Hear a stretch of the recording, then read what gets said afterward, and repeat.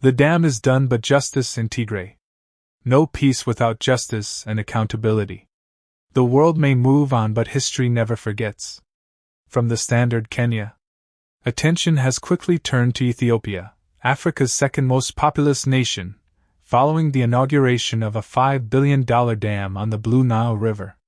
The launch of the Grand Ethiopian Renaissance Dam, GERD, on Tuesday came with unrivaled fanfare. Judging by the guest list, regional kingpins are happy. But not all Ethiopians are thrilled. Egypt and Sudan, citing the historical Nile Water Treaties, have voiced strong opposition. For them, GERD is a diplomatic provocation. They're calling it a slap in the face and bluntly, a shrug at centuries of shared water rights. Diplomatic rifts can be messy and ugly. For Addis Ababa, however, the dam signals a new era of economic transformation in a country whose 69 million citizens are off the grid. It opens doors of hope for growth in irrigation, energy exports, and tourism. With a GDP of $163.7 billion mainly driven by agriculture, Ethiopia views GERD as a door to its future. But as we marvel at this mega hydroelectric project in the Benishangul-Gumuz region, we must not let bright lights of progress blind us from darker realities of life like the Tigray conflict and its grim effects. In 2022, soft-spoken World Health Organization, WHO Director General Tedros Adhanom Ghebreyesus reprimanded global leaders for ignoring the brutal war between Ethiopia's federal government and the Tigray People's Liberation Front, TPLF. In an uncharacteristic outburst, the WHO chief called it the worst humanitarian disaster on Earth and questioned whether the muted global response was due to the skin color of the victims. Why, he asked, is there urgency when atrocities occur in Europe, but silence when they happen in Africa?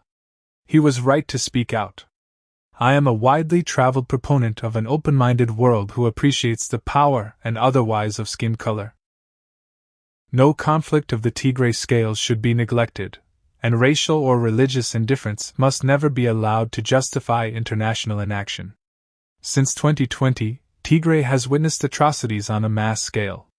Human rights organizations of global repute such as Amnesty International and Human Rights Watch have documented massacres, extrajudicial killings, mass rapes, arbitrary detentions, and forced starvation by multiple ties. Conservative estimates suggest that more than 1 million people have died from violence, hunger, and lack of medical care. More than 2.8 million were displaced and more than 5 million needed humanitarian aid. Studies show mortality rates among adults and the elderly more than doubled during the war. Meanwhile, some 10,000 survivors of conflict-related sexual abuse have shared their stories. Observers fear that even after the 2022 Pretoria Agreement that ended large-scale fighting, Tigray remains devastated and largely forgotten.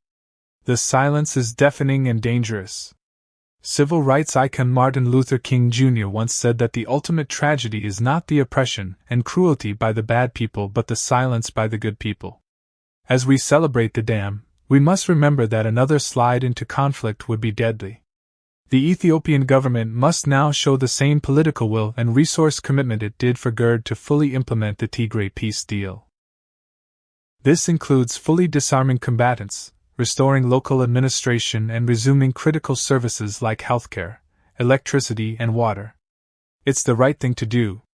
Safe humanitarian access, civilian protection, and justice for victims of war crimes are non-negotiable. The world may move on, but history never forgets. Only bold, principled action can unshackle Ethiopia from the chains of its dark past. There's the risk of using glitters of the dam to sweep Tigray horrors under the rug. It might take long to redeem Tigray. Stakes are high, and TPLF has split into bitter factions. Nonetheless, Ethiopia and its allies have an obligation to ensure justice to all war victims is served.